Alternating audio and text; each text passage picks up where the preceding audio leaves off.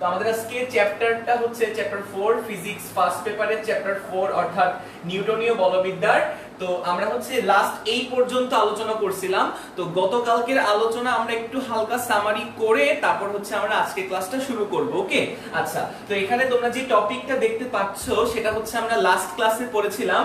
তো লাস্ট ক্লাসের টপিকটার নাম আমরা কেস 1 দিতে পারি, কেস 1 হিসেবে তুমি লিখতে পারো খাতায়। আমরা শুরু করি আজকের ক্লাসটা। তো কেস 1 এ আমরা দেখেছিলাম যে সমতল অমসৃণ রাস্তায়, সমতল অমসৃণ, লিখে নাও, সমতল অমসৃণ রাস্তায়, সমতল অমসৃণ রাস্তায় গাড়ির বাঁক। তো আমরা গতকালকে দেখেছিলাম লাস্টে এই পর্যন্ত যে সমতল অমসৃণ রাস্তায় গাড়ির বাঁক। ওকে, কালকে আমরা লাস্ট এই পর্যন্ত দেখেছিলাম। হ্যাঁ, তো আজকে ক্লাসটা শুরু করার আগে অবশ্যই তোমরা খাতা এবং কলম সামনে রাখবা এবং আমরা যা যা বলবো, যা যা আমরা লিখতে বলবো বা যা যা আমরা বোর্ডে আঁকবো অবশ্যই তোমরা খাতায় তুলবা। এতে করে কি হবে, তুমি যদি আজকের ক্লাসটা আমার দেখো, তোমার সর্বোচ্চ মনে থাকবে হচ্ছে 1 সপ্তাহ বা 7 দিন।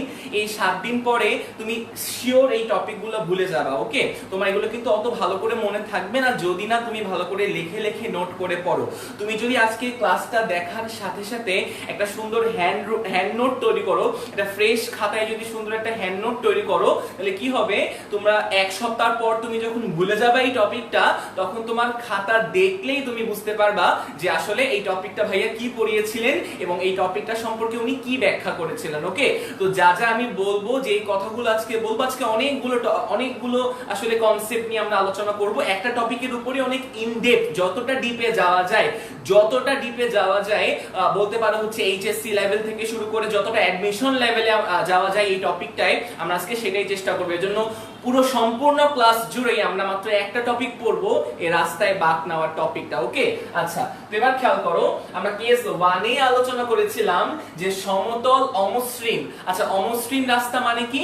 যখনই তুমি দেখবা ফিজিক্সে অমসৃণ রাস্তা বলবে, যখনই তুমি দেখবা ফিজিক্সে অমসৃণ রাস্তা বলবে, তুমি শিওরলি ভেবে নিবা যে ওই রাস্তায় কি আছে বলো তো, ঘর্ষণ আছে, এবং ওই রাস্তায় ঘর্ষণ বল একটা খুব ভাইটাল রোল প্লে করবে। ওকে, আচ্ছা, ওকে, এই রাস্তায় ঘর্ষণ বল খুব ভাইটাল একটা রোল প্লে করবে। আর যখনই তুমি ফিজিক্সে দেখবা যে মসৃণ কথা উল্লেখ আছে, বলা আছে যে সারফেসটা হচ্ছে মসৃণ বা তলটা হচ্ছে মসৃণ, যখনই তুমি ফিজিক্সে দেখবা এরকম একটা কথা বলা আছে, তখন তুমি ভেবে নিবা যে ওই রাস্তায় কি নাই, কোনো প্রকার ঘর্ষণ বল নাই বা ওই রাস্তায় কোনো প্রকার ঘর্ষণ ধর্ম নাই। এটা মনে রাখবা। হ্যাঁ, অমসৃণ তল বললে বুঝবা যে ঘর্ষণ নাই, অমসৃণ তল বললে বুঝবা যে ঘর্ষণ আছে, আর মসৃণ তল বললে তুমি বুঝে নিবা যে ওই রাস্তায় কি নাই, কোনো প্রকার ঘর্ষণ নাই। ওকে, আচ্ছা, তো আমরা গতকালকে আলোচনা করলাম সমতল অমসৃণ রাস্তায় গাড়ির বাঁক। তো একটা গাড়ি যদি সমতল রাস্তায় বাঁক নিতে চায়, এই যে আমাদের সেই গাড়িটা, ওকে, আমাদের গাড়ি যদি সমতল রাস্তায় বাঁক নিতে চায়, তার মানে সে একটা বৃত্ত পথ অবলম্বন করতে চায় বা একটা বৃত্ত চাপ অবলম্বন করতে চায়। তো গতকালকে আমরা ব্যাখ্যা করেছিলাম যে যদি কোনো বস্তু বৃত্ত পথে আবর্তন করার চেষ্টা করে, যদি কোনো বস্তু বৃত্ত পথে আবর্তন করার চেষ্টা করে, তবে তার অবশ্যই একটা কেন্দ্রমুখী বল দরকার হয়, যেটা কাজ করে কোন দিকে বলতো, কেন্দ্রের দিকে। তো মোটামুটি আমরা এই যে রাস্তার বাঁক, যেটা এই রাস্তার বাঁককে একটা বৃত্ত কল্পনা করতে পারি এবং ওই বৃত্তের একটা কেন্দ্র আমরা কল্পনা করতে পারি। তো আমরা গতকালকেই বলেছিলাম যে যদি কোনো রাস্তায় সমতল রাস্তা দেখতে কেমন একটু বলি, সমতল রাস্তাটা দেখতে কেমন যদি একটু বলার চেষ্টা করি, সেটা হচ্ছে লাইক দিস, এরকম। হ্যাঁ, তো ধরো এটা গাড়ি, তো গাড়ি কি করতেছে, আমি একটু অন্যভাবে দেখাই, ধরো এই মোবাইলটা দিয়ে দেখাই। হ্যাঁ, ধরো এটা আমাদের সমতল প্লেন রাস্তা, একদম প্লেন রাস্তা, আর ধরো এই মোবাইলটা হচ্ছে আমাদের গাড়ি। তো যদি কোনো গাড়ি এই সমতল রাস্তায় এইভাবে টার্ন বা এভাবে তোমার মুভ করার চেষ্টা করে, টার্ন বা বাঁক নেওয়ার চেষ্টা করে, ওরকম একটা মুহূর্ত আমরা আজকে এখানে কেস 1 এ ব্যাখ্যা করছিলাম। হ্যাঁ, সমতল অমসৃণ বলতে কি বুঝাচ্ছি, অমসৃণ বলতে বোঝাচ্ছি হচ্ছে এই জায়গায় কি আছে, ঘর্ষণ বল আছে। ওকে, তো এভাবে যদি কোনো গাড়ি টার্ন নেওয়ার চেষ্টা করে, এভাবে যদি টার্ন নেওয়ার চেষ্টা করে বা বাঁক নেওয়ার চেষ্টা করে, তো সেক্ষেত্রে কি হবে সেটা আমরা আসলে আচ্ছা, একটু বলি যে এবার ধরো এই সমতল রাস্তায় যখন এই গাড়িটা বাঁক নেওয়ার চেষ্টা করবে তখন কেন্দ্রের দিকে কেন্দ্রমুখী বল দরকার হয়। আর আমাদের এই কেসে কেন্দ্রমুখী বল প্রোভাইড করে কে? কেন্দ্রমুখী বল প্রোভাইড করে হচ্ছে ওই গাড়ির টায়ার আর রাস্তার মধ্যে যে স্থিতি ঘর্ষণ বা স্থিত ঘর্ষণ বল থাকে, সেই স্থিত ঘর্ষণ বলটা কেন্দ্রের দিকে কাজ করে। স্থিত ঘর্ষণ বল বা স্থিতি ঘর্ষণ বলকে আমরা এফএস দ্বারা প্রকাশ করি।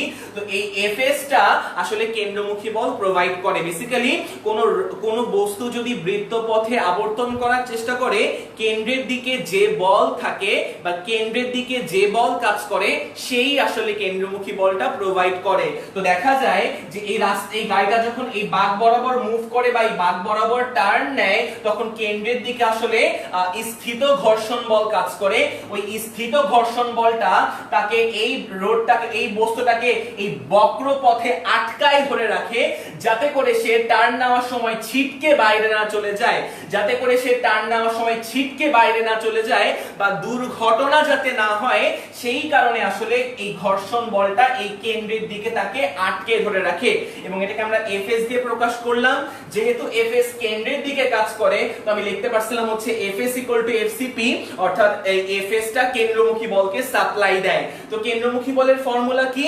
ফর্মুলা হচ্ছে mv square divided by r, যেখানে v স্কয়ার মানে যে বেগে গাড়ি মুভ করতেছে সেই বেগটা, আর m মানে হচ্ছে এই গাড়ির ভর, আর r মানে হচ্ছে এই যে টার্নটা বা এই যে বাঁক, এই বাঁকের যে ব্যাসার্ধকে, ব্যাসার্ধ তো বুঝতেছো কেন্দ্র থেকে পরিধির যে দূরত্ব, সেটাকে আমরা ব্যাসার্ধ বলতে পারি, এটাকে আমরা r বললাম। আবার fs এর ফর্মুলা আমরা গতকালকে দেখেছিলাম μs ইনটু r, যেখানে μs মানে হচ্ছে আমাদের আসলে স্থিত ঘর্ষণ গুণাঙ্ক, স্থিতি ঘর্ষণ গুণাঙ্ক, আর r মানে হচ্ছে অভিলম্ব প্রতিক্রিয়া বল। তাহলে এখান থেকে খেয়াল করো r ইকুয়াল টু mg আমরা লিখতে পারি, এটাও আমরা গতকালকে দেখেছিলাম। এখান থেকে ক্যান্সেল আউট করলে আমরা v এর যে ভ্যালুটা পাবো, সেই v এর ভ্যালুটা হচ্ছে আমরা বলবো ম্যাক্সিমাম ভেলোসিটি বা ম্যাক্সিমাম বেগ, ভেলোসিটি বললে ভুল হবে, ম্যাক্সিমাম দ্রুতি বা স্পিড, ম্যাক্সিমাম স্পিড বলবো। সেই ম্যাক্সিমাম স্পিডের ভ্যালু হবে √μs rg, যেখানে μs মানে হচ্ছে স্থিত ঘর্ষণ গুণাঙ্ক, r মানে হচ্ছে ব্যাসার্ধ, আর g মানে হচ্ছে তোমার 9.8। ওকে, জি এর ভ্যালু হচ্ছে তোমার 9.8 বসালে তুমি ম্যাক্সিমাম ভেলোসিটি পাবা। যেই ম্যাক্সিমাম ভেলোসিটি বা সর্বোচ্চ বেগে এই গাড়ি যদি টার্ন নেয় তবে সে সহজেই কি করতে পারবে বলতো? বাঁকটা নিতে পারবে। এর চেয়ে যদি বেশি বেগে টার্ন নেওয়ার চেষ্টা করে গাড়িটা, তবে সে দুর্ঘটনার সম্মুখীন হবে। ওকে, এর চেয়ে কম বেগে গাড়ি মুভ করলেও কোনো সমস্যা নাই, এর চেয়ে কম বেগে গাড়ি মুভ করলেও কোনো সমস্যা নাই। তাহলে আমি যদি বলি সেফটি স্পিড বা নিরাপদে ভ্রমণ করতে পারবে এরকম স্পিড কেমন হবে? এরকম স্পিডের সূত্র হবে ভি সেফটি আমরা বলতে পারি, বা ভি সেফ বা হচ্ছে নিরাপদে গাড়িটা কিভাবে বাঁক নিতে পারবে। V safe is less or equal to √μs into r into g। ওকে, আমি এটা লিখতে পারি। ওকে, ভি সেফ মানে কি? সেফটি। ওকে, মানে কি বললাম? আমি যেটা বললাম মুখে সেটাই আমি ইকুয়েশন দিয়ে লেখার চেষ্টা করলাম। আমি বললাম যে এই সমতল রাস্তার জন্য বা এই সমতল রাস্তার ক্ষেত্রে যখন গাড়িটা টার্ন নেওয়ার চেষ্টা করবে ম্যাক্সিমাম যেই স্পিডে গাড়ি টার্ন নিতে পারবে সেটা হচ্ছে এটা। এর চেয়ে কম স্পিডে টার্ন নিলেও কোনো সমস্যা নেই, এর চেয়ে কম স্পিডে যদি গাড়ি বাঁক নেওয়ার চেষ্টা করে তাতেও কোনো সমস্যা নেই, সেও নিরাপদেই টার্ন নিতে পারবে। তো এইজন্য বললাম ম্যাক্সিমাম এটা, এর চেয়ে কম হলেও সমস্যা নেই। তাহলে আমি বলতে পারি সেফটি স্পিড বা হচ্ছে ভি সেফ বা নিরাপদে গাড়ি কত বেগে মুভ করতে পারবে, সেই safety speed is less or equal to, মানে লেস অর ইকুয়াল টু মানে কি? এর চেয়ে কম স্পিড হলেও সমস্যা নেই, এর সমান হলেও সমস্যা নেই, বাট এর চেয়ে বেশি স্পিড হলেই সে গাড়িটা কি করবে বলতো? গাড়িটা হচ্ছে অ্যাক্সিডেন্ট করবে।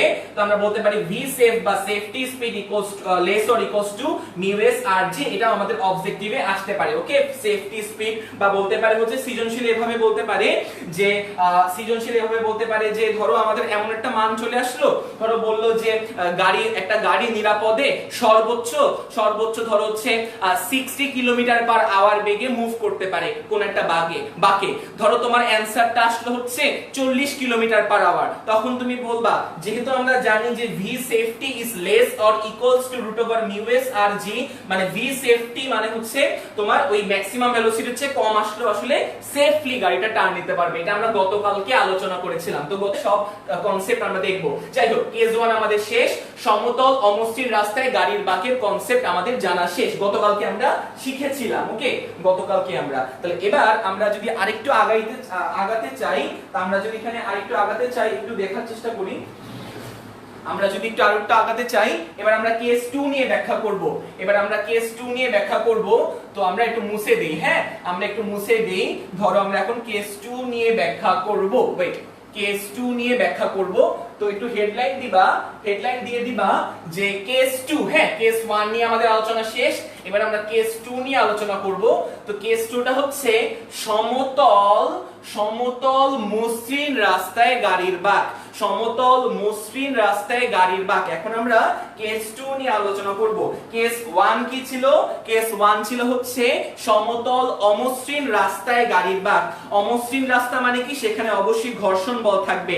আর কেস 2 হচ্ছে সমতল মসৃণ বা মসৃণ সমতল রাস্তায় গাড়ির বাঁক, সমতল মসৃণ রাস্তায় গাড়ির বাঁক। ওকে, সমতল মানে বুঝতেছি প্লেন, প্লেন, একদম প্লেন। মানে চিন্তা করতে পারো হচ্ছে আমাদের এই প্র্যাকটিক্যাল খাতাটা। হ্যাঁ, প্র্যাকটিক্যাল খাতার এই যে প্লেন, ধরো এটা গাড়ি, এই গাড়িটা হচ্ছে এইভাবে বাঁক নিবে। হ্যাঁ, প্রথম কেসে ছিল আমাদের এই সমতল রাস্তাটা হচ্ছে অমসৃণ।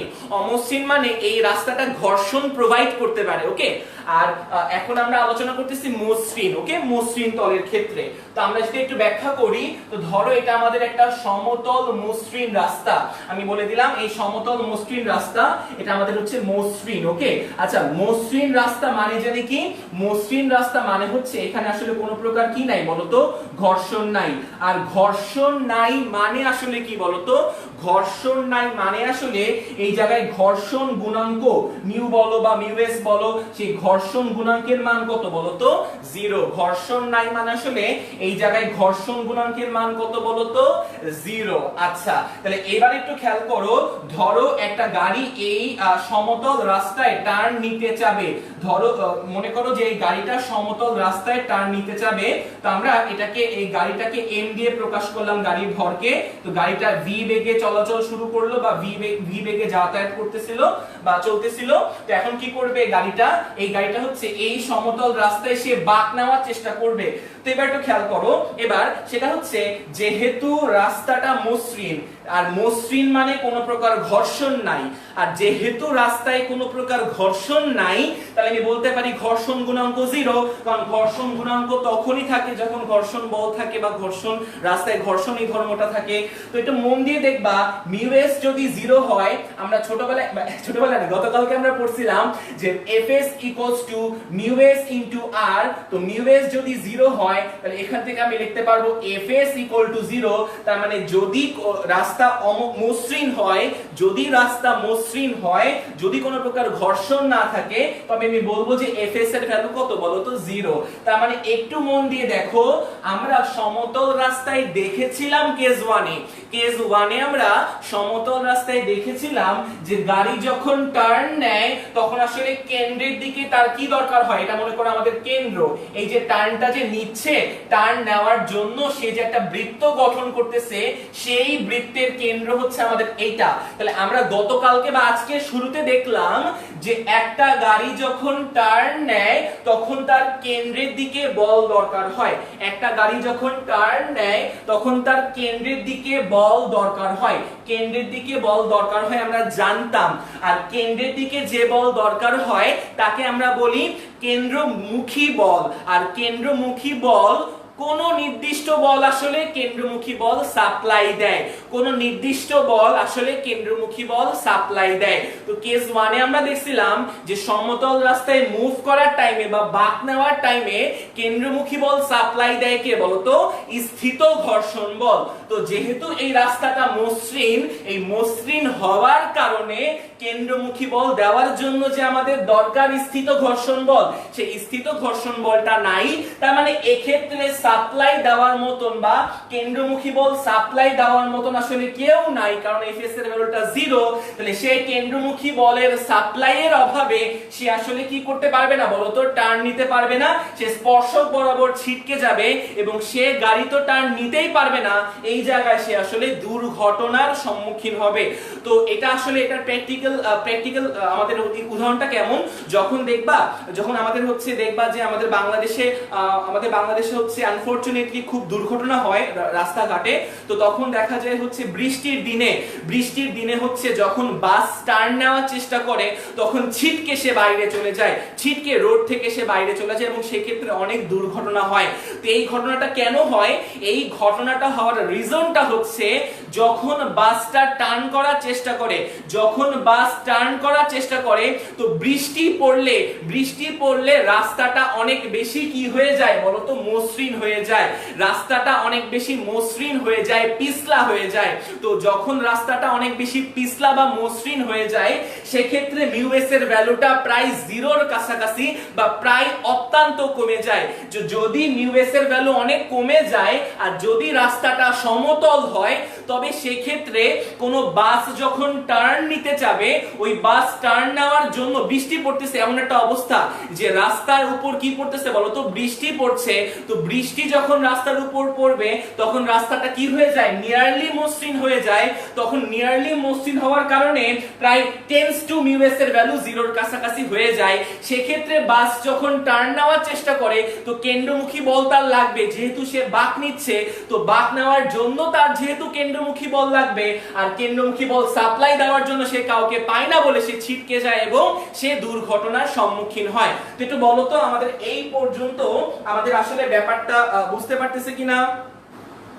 ওকে, তাহলে আমরা এই ক্ষেত্রে বুঝতে পারলাম। তো একটু লিখে নিবা যে এক্ষেত্রে গাড়ি বা নোটে লিখে নিবা নোট যে এক্ষেত্রে বা এই কেসের জন্য গাড়ি বাঁক নিতে পারবে না।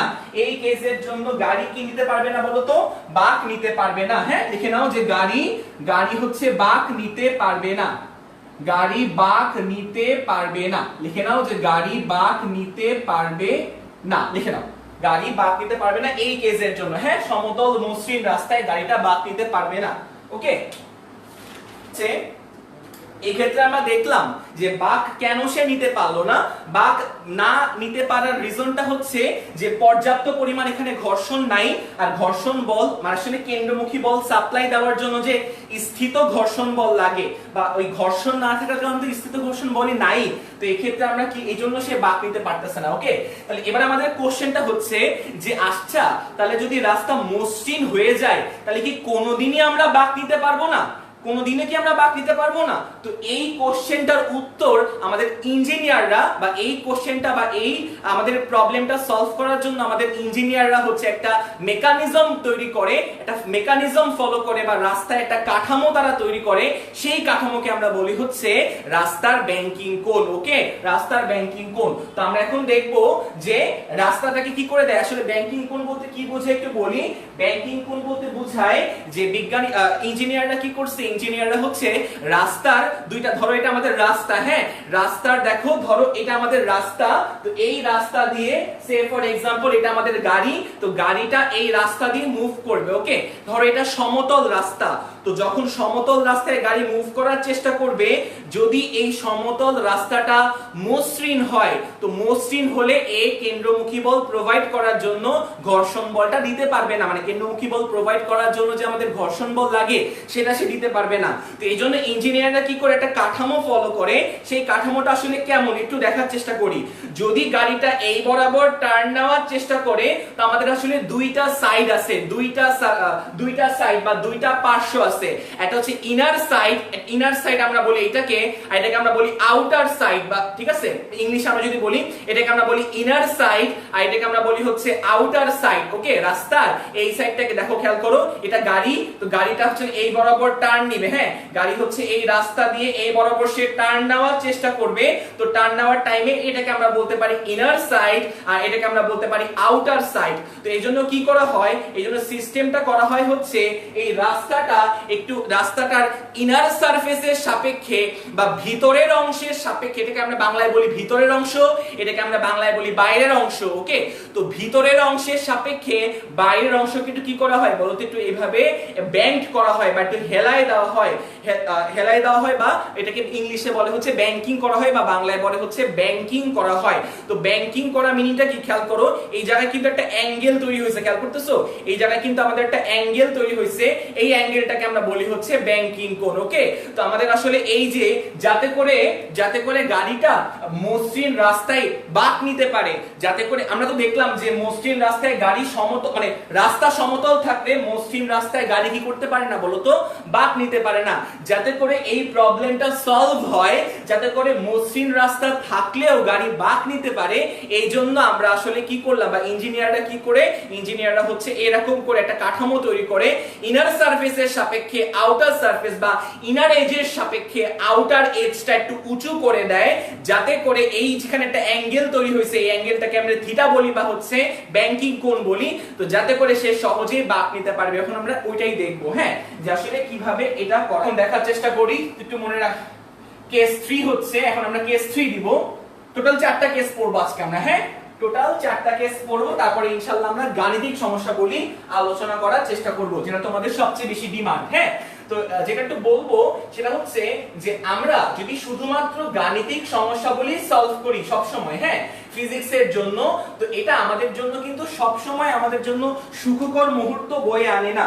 কারণ তুমি যদি কনসেপ্ট না জানলে আর তুমি যদি শুধুমাত্র সূত্র বসায় অঙ্ক করার চেষ্টা করো, সূত্র বসায় অঙ্ক কনসেপ্ট না জেনে আসলে খুব একটা লাভ হয় না। ওকে, কারণ আমাদের বোর্ড কোশ্চেনগুলা ইদানিং কালে 2017 বলো, 2017 সাল, 18 সাল, 19 সাল, এই সালগুলা থেকে আসলে আমাদের বোর্ড কোশ্চেন প্যাটার্নটা অনেকটাই চেঞ্জ হয়ে গেছে এবং অনেকটাই তারা হচ্ছে একটু কনসেপ্ট বেস কোশ্চেন করার চেষ্টা করতেছে। ওকে, তো এইজন্য কনসেপ্ট যদি তোমার ভালো থাকে, তোমাকে যেভাবেই আসলে অঙ্ক দিয়ে তোমাকে আটকানোর চেষ্টা করুক না কেন, স্যাররা যেভাবেই তোমার মেধা যাচাই করার চেষ্টা করুক না কেন, তুমি ইনশাআল্লাহ ভালো করবা, ইনশাআল্লাহ তুমি পারবা। ওকে, তো একটু খেয়াল করো, আমরা এখন দেখবো যে মসৃণ রাস্তায় ব্যাংকিং করলে আমাদের আসলে কি সুবিধাটা হয় মসৃণ রাস্তায় ব্যাংকিং করলে। তো একটু মন দিয়ে দেখো, সেটা হচ্ছে যে আমরা কি বললাম, আমরা বললাম যে রাস্তাটাকে কিভাবে উঁচু করে দেওয়া হয়, আমরা তো দেখলাম প্র্যাকটিক্যালি। হ্যাঁ, তো এই যে আমরা একটু ওই কাঠামোটা একটু আঁকার চেষ্টা করি বোর্ডে তো আমাদের আসলে 2D বোর্ড, মানে আসলে আমাদের তো এখানে অ্যানিমেশন আমরা দেখাতে পারবো না, তো মোটামুটি তোমরা একটু বোঝার চেষ্টা করো যতটুকু আসলে আমি চেষ্টা করি আঁকাতে ডায়াগ্রাম। হ্যাঁ, আমার হাতের আঁকা খুব একটা ভালো না, তাও আমি চেষ্টা করতেছি। ওকে, তো মোটামুটি এইরকম একটা কাঠামো বা এরকম একটা সিস্টেম আমরা দেখতে পাই। হ্যাঁ, আচ্ছা, মোটামুটি এরকম একটা সিস্টেম আমরা দেখতে পাই। এটা কি রকম একটু বলি, একটু দেখাই আরেকবার, সেটা হচ্ছে গাড়ি মুভ করবে গাড়ি এবং আমাদের রাস্তাটা এইভাবে করে আমরা একটু হেলায় দিব। হ্যাঁ, এইভাবে একটু আমরা হেলাই দিব। তো আমি আরেকবার বলি, তোমরা যদি ব্যস্ত থাকো, তোমরা যদি একটু কাজে থাকো, অবশ্যই আমাদের লাইভ ক্লাসটা শেয়ার করে দিও। লাইভ ক্লাসটা শেয়ার করলে দুইটা আসলে উপকার হবে, একটা হচ্ছে তোমার ফ্রেন্ডরাও জানতে পারবে, তোমার ফ্রেন্ডরাও শিখতে পারবে, আর ফ্রেন্ডরাও শিখলে কি করতে পারবে বলো তো, তুমিও যেমন ভালো রেজাল্ট করতে পারবা, তোমার ফ্রেন্ডরাও ভালো রেজাল্ট করতে পারবে। আর তুমি যদি ব্যস্ত থাকো, টাইমলাইনে শেয়ার করলে তুমি পরবর্তীতে লাইভ ক্লাসটা দেখে নিতে পারবে। ওকে, আচ্ছা, তো খেয়াল করো এরকম একটা সিস্টেমে তৈরি হবে। হ্যাঁ, এটা আমি আঁকছি। হ্যাঁ, এই যে এরকম, এই যে দেখো খেয়াল করো এরকম একটা ব্যাংক রোড বা হচ্ছে গাড়িটা আসলে এইভাবে করে যখন বাঁক নিবে, ওই বাঁক নেওয়ার যে সারফেসটা বা বাঁক নেওয়ার যে অংশটা, এই অংশটা হচ্ছে ভিতরের অংশ থেকে বাইরের অংশটা উঁচু করে দেওয়া হয়, আর এই অ্যাঙ্গেলটাকে আমরা বলি ব্যাংকিং কোণ। হ্যাঁ, এটা আমরা আঁকলাম যে গাড়ি হচ্ছে টার্ন নিবে। হ্যাঁ, তো গাড়ি টার্ন নিবে। হ্যাঁ, তাহলে আমি একটু দেখাই, এটা আমাদের ব্যাংকড রোড আর গাড়ি থাকবে হচ্ছে এই জায়গাটায়। হ্যাঁ, খেয়াল করো এটা আমাদের গাড়ি। হ্যাঁ, তো গাড়ি থাকবে হচ্ছে এই জায়গাটায়, এরকম একটা অবস্থা আমরা আঁকবো। হ্যাঁ, তো খেয়াল করো মন দিয়ে, এরকম একটা অবস্থা আমরা আঁকার চেষ্টা করব। হ্যাঁ, এই যে দেখো খেয়াল করো এইরকম ভাবে ব্যাংক রোড, আর এই ব্যাংক রোডের উপরে এইভাবে একটা আমাদের গাড়িটা থাকবে এবং সে এইভাবে টার্নটা নিবে। আশা করি আমরা বুঝলাম। তো গাড়ি যেদিকে টার্ন নেবে তো এই বরাবর তো গাড়ি টার্ন নেবে, তো আউটার এজটা একটু উঁচু করে রাখা হয়। হ্যাঁ, আশা করি বুঝতে পারছো। তো এই অ্যাঙ্গেলটাকে আমরা বলি হচ্ছে ব্যাংকিং কোণ, যাকে আমরা থিটা দিয়ে প্রকাশ করতে পারি। হ্যাঁ, আর গাড়িটা ধরো আমাদের আমাদের গাড়ি, এবং গাড়ির ভরটাকে আমরা ধরলাম হচ্ছে এম, গাড়ির ভরটাকে আমরা ধরলাম হচ্ছে এম। আচ্ছা, তো আমরা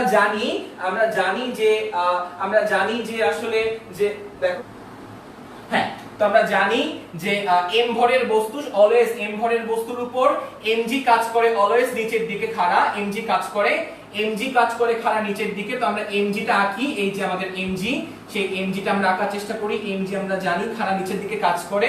তারপরে খেয়াল করো, আমরা এটাও জানতাম যে রিঅ্যাকশন ফোর্স মানে হচ্ছে আমরা জানি অভিলম্ব প্রতিক্রিয়া বল। যদি কোনো সারফেসের উপর কোনো বস্তু থাকে সেখানে অভিলম্ব প্রতিক্রিয়া বল কাজ করে, তো একটু মন দিয়ে দেখো। ধরো এটা আমাদের সারফেস, তো সারফেসের উপরে যদি আমি কোনো বস্তু রাখি তবে এই বস্তুর উপর কি হয়, অভিলম্ব প্রতিক্রিয়া বলটা কাজ করে এই বস্তুর উপরে। হ্যাঁ, এটা আমাদের সারফেসের উপর যদি কোনো বস্তু থাকে সে হেলানো থাকুক বা আনুভূমিক ভাবে থাকুক, অলওয়েজ কি কাজ করে বলতো, অভিলম্ব প্রতিক্রিয়া বল কাজ করে বা প্রতিক্রিয়া বলটা কাজ করে। প্রতিক্রিয়া বল কাজ করে হচ্ছে লম্ব বরাবর সারফেসের সাথে, এটা আমাদের সারফেসের সাথে লম্ব বরাবর আসলে অভিলম্ব প্রতিক্রিয়া বল কাজ করে। এই যে লাল মার্কার যেটা আমরা দেখতে পারতেছো, লাল মার্কার, এই লাল মার্কারটা হচ্ছে আমাদের বস্তুর উপর অভিলম্ব প্রতিক্রিয়া বলের ডিরেকশন। সেটা হচ্ছে এই তলের বা সারফেসের সাথে লম্ব বরাবর। যদি আমি তলটা এরকম বাঁকা করে দেই, দেখো লম্বটাও কিন্তু বেঁকে গেছে, খেয়াল করতেছো? আমি দেখো যদি আমি তলটা এইভাবে বাঁকায় ফেলি তবে লম্বটাও কিন্তু আলটিমেটলি বেঁকে গেছে। হ্যাঁ, মানে তলের সাথে লম্ব বরাবর থাকে হচ্ছে আমাদের অভিলম্ব প্রতিক্রিয়া বল। আশা করি আমরা বুঝলাম। তো আমরা এখন যদি অভিলম্ব প্রতিক্রিয়া বলটা আঁকতে চাই এই সারফেসের উপর, এটা আমাদের সারফেস বা হেলানো তলের সারফেস। তো সারফেসের উপর আমরা কি রাখলাম বলতো, সারফেসের উপর আমরা বস্তু রাখলাম, মানে গাড়ি আর কি, গাড়ি আছে। তো এই গাড়ির উপর অভিলম্ব প্রতিক্রিয়া বল কাজ করে হচ্ছে সারফেসের সাথে লম্ব বরাবর। এটাকে আমরা আর দিয়ে প্রকাশ করতে পারি, রিঅ্যাকশন ফোর্স, বা এটাকে আর দিয়েও প্রকাশ করতে পারো, এন দিয়েও প্রকাশ করতে পারো, ইচ্ছা। ওকে, তো সারফেস বা তলের সাথে লম্ব বরাবর আসলে কে কাজ করে বলতো, তলের সাথে লম্ব বরাবর আসলে অভিলম্ব প্রতিক্রিয়া বলটা কাজ করে। হ্যাঁ, আচ্ছা, তো এবার আমরা এই অভিলম্ব প্রতিক্রিয়া বলের দুইটা উপাংশ নিয়ে কাজ করব, বা এই অভিলম্ব প্রতিক্রিয়া বলের আমরা দুইটা লম্ব উপাংশ নিব আর এর। তাহলে আর এর একটা লম্ব উপাংশ আমরা ডটেড দিয়ে আঁকি, আর এর একটা লম্ব উপাংশ এই বরাবর, ওয়েট আমরা লম্ব উপাংশটা অন্য কালি দিয়ে আঁকি। আমরা একটু অন্য কালি দিয়ে আঁকার চেষ্টা করি। তো দেখো আমরা এই আর এর এখন দুইটা উপাংশ নিব, লম্ব উপাংশ।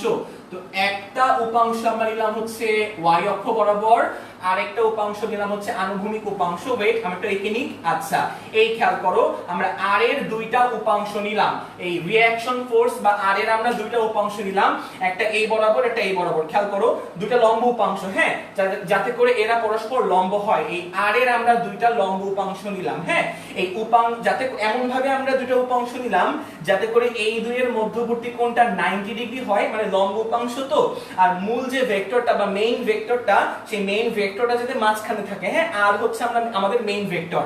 আচ্ছা, তো এবার আমরা এখানে একটু অ্যাঙ্গেল নিয়ে কথা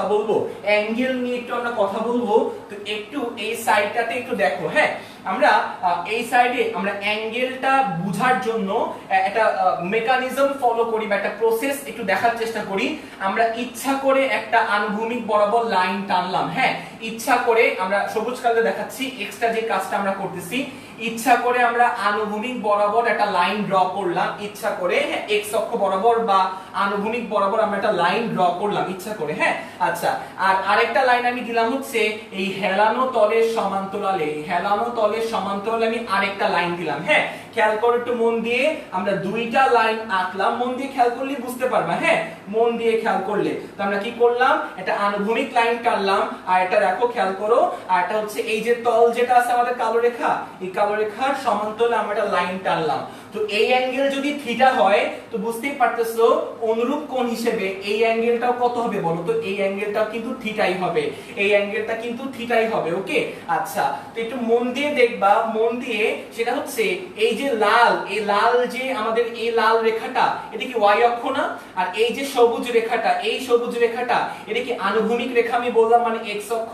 তো x অক্ষ আর y অক্ষের মধ্যবর্তী অ্যাঙ্গেলটা কত বলো তো, 90 ডিগ্রি, সবাই জানি আমরা। হ্যাঁ, এই সবুজ রেখাটা x অক্ষ, আর এই যে লাল রেখাটা যেটা কিনা আমরা এখানে আঁকলাম এটা হচ্ছে আমাদের y অক্ষ। তো y অক্ষ আর x অক্ষের মধ্যবর্তী অ্যাঙ্গেলটা 90 ডিগ্রি। তাহলে পুরোটা যদি 90 ডিগ্রি হয়, পুরোটা যদি 90 ডিগ্রি হয়, এতটুকু যদি থিটা হয়, তাহলে নিশ্চয়ই এই অ্যাঙ্গেলটা কত হবে বলো তো, এই অ্যাঙ্গেলটা কিন্তু 90 ডিগ্রি মাইনাস থিটা হবে, এই অ্যাঙ্গেলটা কিন্তু 90 ডিগ্রি মাইনাস থিটা হবে। ওকে, এই অ্যাঙ্গেলটা 90 মাইনাস থিটা হবে, আর এই অ্যাঙ্গেলটা যদি 90 মাইনাস থিটা হয়, তাহলে একটু মন দিয়ে দেখো, একটু মন দিয়ে দেখো, সেটা হচ্ছে যে আমাদের এই যে রেখাটা, এই যে রেখাটা, এই যে আমরা সবুজ রেখাটা বা ডটেড রেখা আমরা আঁকলাম, এই রেখাটা কিন্তু সারফেসের সমান্তরালে। ওকে, এই রেখাটা সারফেসের সমান্তরালে। তো সারফেসের সমান্তরালে যদি এই ডটেড লাইনটা থেকে থাকে, তাহলে এবার একটু মন দিয়ে দেখো তো, এই আর এর সাথে বা এই নীল রেখার সাথে এই সবুজ রেখার মধ্যবর্তী অ্যাঙ্গেল কি 90 ডিগ্রি না? অবশ্যই 90 ডিগ্রি, কারণ হচ্ছে সারফেসের সাথে লম্ব বরাবর আসলে রিঅ্যাকশন ফোর্স কাজ করে। তো সারফেসের সমান্তরাল হচ্ছে আমাদের এই ডটেড রেখা, তাহলে সারফেসের উপর লম্ব যদি হয় আর, তাহলে সারফেসের সমান্তরাল রেখা হচ্ছে ডটেড লাইন, সবুজ রেখা। এই সবুজ রেখার সাথেও লম্ব হবে কে বলো তো, আমাদের এই আর। ওকে, আর হচ্ছে সারফেসের উপর লম্ব, সারফেসের সমান্তরাল হচ্ছে ডটেড লাইন, তাহলে ডটেড এর উপরও লম্ব কি হবে বলো তো, আমাদের এই আরটা হবে। ওকে, তাহলে একটু মন দিয়ে দেখো, তাহলে এই সবুজ রেখা বা এই ডটেড সবুজ লাইন আর এই নীল লাইন এর মধ্যবর্তী পুরো কোণটা 90, এতটুকু 90 মাইনাস থিটা। তো একটু কমন সেন্স অ্যাপ্লাই করলে বুঝতে পারবা যে এই অ্যাঙ্গেলটা থিটাই হবে। ওকে, কারণ এই অ্যাঙ্গেলটা থিটা কেন হবে, হওয়ার কারণ হচ্ছে পুরোটা তো 90 ডিগ্রি। কোন পুরোটা, একটু এভাবে আঁকি, কোন পুরোটা 90 ডিগ্রি, এই যে রিঅ্যাকশন ফোর্স আর এই সবুজ ডটেড লাইন, এই পুরোটা হচ্ছে 90 ডিগ্রি। এই যে সবুজ যে অ্যাঙ্গেলটা আমরা আঁকলাম, সবুজ অ্যাঙ্গেলটা, এই পুরোটা 90 ডিগ্রি, পুরোটা 90, অতটুকু 90 মাইনাস থিটা, তাহলে বাকিটুকু থিটাই হবে, কারণ 90 মাইনাস থিটা প্লাস থিটা মানে কত, 90 ডিগ্রি। আর পুরোটা মানে আসলে সবুজ রেখা, মানে হচ্ছে এই নীল অ্যাঙ্গেলটা, নীল অ্যাঙ্গেল আর লাল অ্যাঙ্গেল মিলাই যোগ করলে হতে হবে 90 ডিগ্রি। লাল অ্যাঙ্গেলটুকু 90 মাইনাস থিটা, তাহলে বাকি অ্যাঙ্গেলটুকু নিশ্চয়ই থিটা হবে, কারণ যোগ করলে যাতে এটা 90 ডিগ্রি আসে। অ্যাঙ্গেলের কথাবার্তা কি আমরা বুঝলাম? হচ্ছে এইটা হচ্ছে আমাদের এই নীল রেখাটা হচ্ছে আমাদের রিঅ্যাকশন ফোর্স, তলের সাথে লম্ব বরাবর কাজ করে হচ্ছে আমাদের রিঅ্যাকশন ফোর্স বা অভিলম্ব প্রতিক্রিয়া বল। তো এই অভিলম্ব প্রতিক্রিয়া বলের আমরা দুইটা উপাংশ নিছি। হ্যাঁ, এই লাল রেখা আর এই লাল রেখা, এই আর এর দুইটা লম্ব উপাংশ। হ্যাঁ, এই দুই লাল উপাংশ হচ্ছে আর এর। ওকে আচ্ছা, তো এবার আমরা মানে আসলে আমরা এটা প্রমাণ করতে চাচ্ছিলাম যে এই অ্যাঙ্গেলটা যদি থিটা হয়, তবে এই রিঅ্যাকশন ফোর্সের সাথে যে রিঅ্যাকশন ফোর্সের যে উলম্ব বরাবর যে উপাংশ, তাহলে এই রিঅ্যাকশন ফোর্স আর উলম্ব উপাংশের মধ্যবর্তী অ্যাঙ্গেলটাও থিটা হবে, এটাই আমি আসলে বলতে চাচ্ছিলাম। ওকে, ওইটা আমরা ফলো করলাম কিভাবে, আমরা ওটা প্রমাণ করার জন্য আমরা এই পয়েন্টে একটা আনুভূমিক রেখা টানলাম, এই পয়েন্টে আমরা একটা সারফেসের সাথে বা তলের সাথে সমান্তরাল রেখা টানলাম। তো এই অ্যাঙ্গেল থিটা হলে এই অ্যাঙ্গেল থিটাই হবে, কারণ এক অনুরূপ কোণ। আবার খেয়াল করো, সেটা হচ্ছে এটা আমাদের y অক্ষ, এই লাল রেখাটা, আর এই সবুজ রেখাটা হচ্ছে আমাদের x অক্ষ। তাহলে পুরো y অক্ষ আর x অক্ষের মধ্যবর্তী কোণ কত, 90 ডিগ্রি। তাহলে পুরো অ্যাঙ্গেলটা 90 ডিগ্রি, বাকিটুকু থিটা। তাহলে বাকি অংশটুকু বা লাল অংশটুকু হবে হচ্ছে 90 মাইনাস থিটা। এটা দেখলেই বুঝতে পারবা, জ্যামিতিক নরমাল জ্যামিতি ক্লাস 8 9 এর জ্যামিতি। হ্যাঁ, ক্লাস 8 9 এর জ্যামিতি আমরা আঁকলাম। তো এখানে এটা 90 মাইনাস থিটা। তাহলে এবার খেয়াল করো, এই যে ডটেড লাইন আর এই যে রিঅ্যাকশন ফোর্স, এদের মধ্যবর্তী কোণ আবার 90 ডিগ্রি। তাহলে এতটুকু 90 মাইনাস থিটা, পুরোটা 90 ডিগ্রি, তাহলে বাকিটুকু থিটাই হবে, কারণ যোগ করলে তো 90 আসতে হবে। ওকে ওকে আচ্ছা, thank you so much for response. এটা নরমাল জ্যামিতি। হ্যাঁ আচ্ছা, তো আমরা আসলে এই এত ব্যাখ্যা করার কারণটা হচ্ছে যেই লাইনটা আমরা আসলে জানতে চাই, আমরা পুরোটা মুছে দিয়ে একদম সিম্পলিফাইড ইয়েটা আঁকি। হ্যাঁ, সিম্পলিফাইড ওয়েতে আমরা আঁকি, যতটুকু আমাদের লাগবে, যতটুকু হচ্ছে আমাদের বোঝা লাগবে, ততটুকুই আমরা আঁকার চেষ্টা করি। ওকে, তাহলে আমরা এটা বুঝে গেলাম, রাস্তায় ব্যাংকিং কোড। ওকে, তাহলে এবার দেখো আমরা কি আঁকলাম, আমরা আঁকাটা একটু আরেকবার দেখি। এটা আমাদের সেই রাস্তাটা যেখানে আসলে বাঁক নেওয়া হবে। তো বাঁক নেওয়ার এজটা হচ্ছে আমরা একটু আঁকার চেষ্টা করি। মোটামুটি হচ্ছে এইভাবে হচ্ছে আমরা ইয়েটা তুলে দিব। হ্যাঁ, আমরা আসলে রোডের হচ্ছে ইনার এজ থেকে আউটার এজটা তুলে দিব, আমরা দেখছিলাম। আর এই অ্যাঙ্গেলটা থিটা, আর এটা ধরো আমাদের গাড়ি থাকবে এরকম করে, গাড়ির ভরকে আমরা এম ধরলাম, গাড়ির ভরকে আমরা এম ধরলাম। তো গাড়ির ভরকে যদি আমরা এম ধরি, তো এই ক্ষেত্রে যদি আমরা উপাংশে ভাঙানোর চেষ্টা করি, উপাংশে, তো উপাংশে ভাঙালে আমরা দেখব, উপাংশে ভাঙালে যে এমজি কাজ করে খাড়া নিচের দিকে, এটা আমাদের এমজি। আর রিঅ্যাকশন ফোর্স কাজ করে হচ্ছে সারফেসের বা তলের সাথে লম্ব বরাবর, এটা আমাদের সারফেস। যেহেতু সারফেস মানে বুঝতেছি আমরা যার উপর বস্তু রাখা থাকে সেটা হচ্ছে সারফেস হয়। তাহলে সারফেসের সাথে লম্ব বরাবর কাজ করে হচ্ছে রিঅ্যাকশন ফোর্স, যাকে আমরা প্রকাশ করি কি দ্বারা বলতো? আর দ্বারা। ওকে, সারফেসের সাথে লম্ব বরাবর কাজ করে রিঅ্যাকশন ফোর্স। তো এই জায়গায় যদি আমরা উপাংশে ভাঙানোর চেষ্টা করি, এই জায়গায় রিঅ্যাকশন ফোর্সে, তো রিঅ্যাকশন ফোর্সের দুইটা লম্ব উপাংশ আমরা ভাঙাই, একটা এই বরাবর কাজ করবে আর একটা এই বরাবর কাজ করবে। আমরা রিঅ্যাকশন ফোর্সে দুইটা লম্ব উপাংশ নিলাম রিঅ্যাকশন ফোর্সের, আর এইদিকে হচ্ছে আমাদের কেন্দ্র। হ্যাঁ, এই বাঁকটা যে নিবে, এই বাঁকের কেন্দ্র হচ্ছে আমাদের এইটা। হ্যাঁ, তাহলে খেয়াল করো, আমরা জ্যামিতিক উপায়ে দেখেছিলাম, জ্যামিতিক উপায়ে যে এই অ্যাঙ্গেল থিটা হলে, আমি একটু রিঅ্যাকশন ফোর্সটা ভালো করে আঁকি, আমি একটু রিঅ্যাকশন ফোর্সটা একটু ভালো করে আঁকি, একটু দেখো, ভালো করে আঁকলে আমরা বুঝতে পারবো। তো এই বরাবর কাজ করবে হচ্ছে আমাদের রিঅ্যাকশন ফোর্স, রিঅ্যাকশন ফোর্স হচ্ছে আমাদের আর। হ্যাঁ, এই বস্তুর সাথে বা তলের সাথে বা সারফেসের সাথে লম্ব বরাবর, সারফেস বা তলের সাথে লম্ব বরাবর কাজ করে রিঅ্যাকশন ফোর্স। তো আমরা জ্যামিতিক উপায়ে দেখছিলাম এই অ্যাঙ্গেল থিটা হলে এই অ্যাঙ্গেলটা কি হবে বলতো? থিটাই হবে। তাহলে আর এর এই বরাবর উপাংশের নাম কি হবে? যার সাথে অ্যাঙ্গেল তার সাথে হয় cos থিটা, তাহলে এই বরাবর উপাংশের নাম হবে r cos থিটা, আর এই বরাবর উপাংশের নাম হবে হচ্ছে r sin থিটা।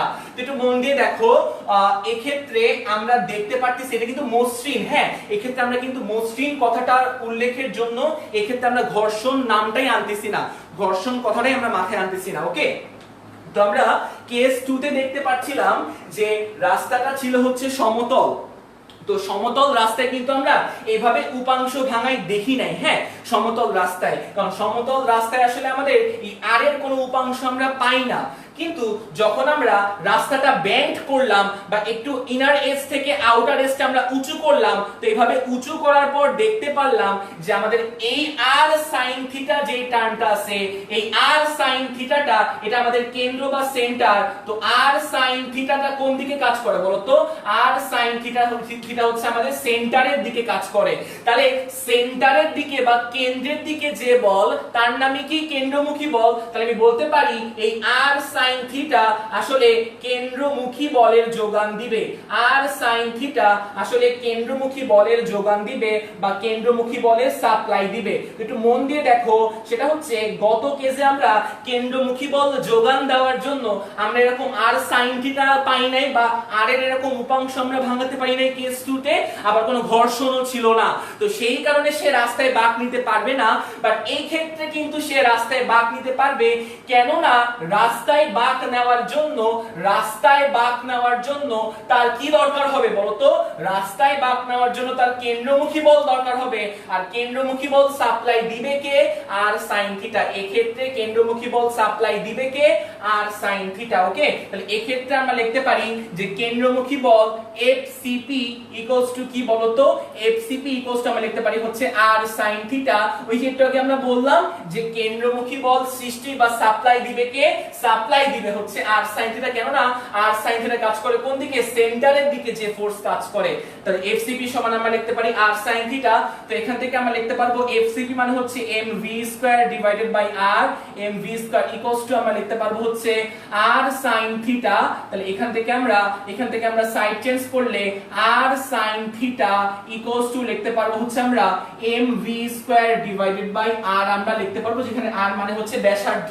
এই যে বাঁকটা নিবে, এই বাঁকের ব্যাসার্ধ হচ্ছে এতটুকু। হ্যাঁ, এই বাঁকের ব্যাসার্ধ হচ্ছে, আমরা যদি একটু এখানে দেখাতে চাই যে এই বাঁকের ব্যাসার্ধ কোনটা হবে, বাঁকের ব্যাসার্ধ আমরা কেন্দ্র থেকে এই রাস্তার যে দূরত্ব, কেন্দ্র থেকে রাস্তার দূরত্বকে আমরা ব্যাসার্ধ বলতে পারবো। হ্যাঁ, কেন্দ্র থেকে রাস্তার যে দূরত্ব, ওকে, মোটামুটি এই কেন্দ্র থেকে রাস্তার মাঝখানে যে দূরত্ব মোটামুটি এতটুকু হচ্ছে আমাদের ব্যাসার্ধ। ব্যাসার্ধকে আমরা প্রকাশ করলাম বা বাঁকের ব্যাসার্ধকে আমরা প্রকাশ করলাম আর দ্বারা। হ্যাঁ, আর হচ্ছে আমাদের সেন্টার বা কেন্দ্র থেকে ওই পরিধির যে দূরত্ব তার নামই তো আসলে ব্যাসার্ধ।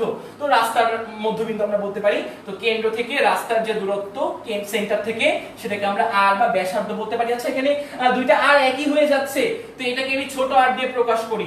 দুইটা আর আসলে একই হয়ে যাচ্ছে, তো ব্যাসার্ধকে আমি ছোট হাতের আর দিয়ে প্রকাশ করি, ব্যাসার্ধকে আমি ছোট হাতের আর দিয়ে প্রকাশ করি। ওকে, দুইটা আর যেহেতু সেম হয়ে যাচ্ছে, ওই বড় হাতের আর মানে কিন্তু রিঅ্যাকশন ফোর্স বা অবিলম্ব প্রতিক্রিয়া বল, এটাকে আমরা 1 নাম্বার সমীকরণ দিলাম। তো এখান থেকে তুমি আরেকটা ব্যাপার কিন্তু দেখতে পারবা, সেটা হচ্ছে যে আমাদের লম্বা, দেখো আর কে আমরা দুটো উপাংশে ভাঙলাম, তাহলে আর এর আপাতত ক্যালকুলেশনে অস্তিত্ব নাই। তাহলে আপাতত এখন আর এর দুটো উপাংশ আছে, আর সাইন আর আর কস। ওকে, তাহলে এবার খেয়াল করো, আর কস কাজ করে উপরের দিকে আর এনজি কাজ করে খাড়া নিচের দিকে। খেয়াল করো, এটা আমাদের এনজি ফোর্স, এটা আমাদের আর সাইন থিটা ফোর্স। তো আর সাইন থিটা কাজ করে খাড়া উপরের দিকে আর এনজি কাজ করে খাড়া নিচের দিকে। তাহলে একটু মন দিয়ে দেখো, সেটা হচ্ছে যদি এনজির মানটা বড় হতো তাহলে নিশ্চয়ই বস্তু তল ভেদ করে নিচে চলে যেত, এটা কিন্তু না।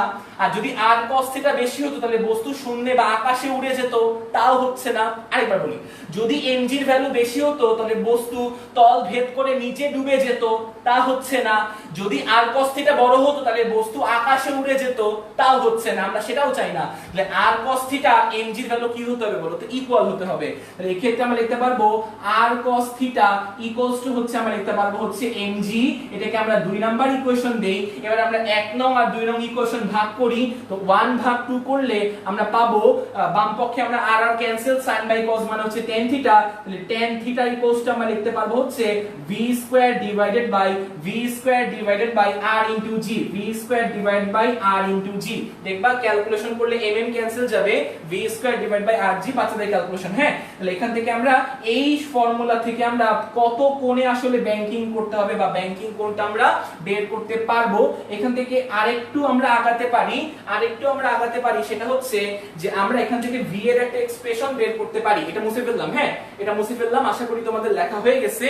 তো এখান থেকে আমরা v এর যে এক্সপ্রেশনটা পাবো, v স্কয়ার ইকুয়াল টু আমরা লিখতে পারবো হচ্ছে rg tan theta, v square equal to আমরা লিখতে পারবো হচ্ছে rg tan থিটা। তাহলে এখান থেকে আমরা v equals to root over rg tan theta আমরা লিখে ফেললাম, root over rg tan theta আমরা লিখে ফেললাম। হ্যাঁ, তাহলে এই ফর্মুলাটাও তুমি একটু বক্স করে রাখো, v equals to root over rg tan theta. Okay, root over rg tan theta.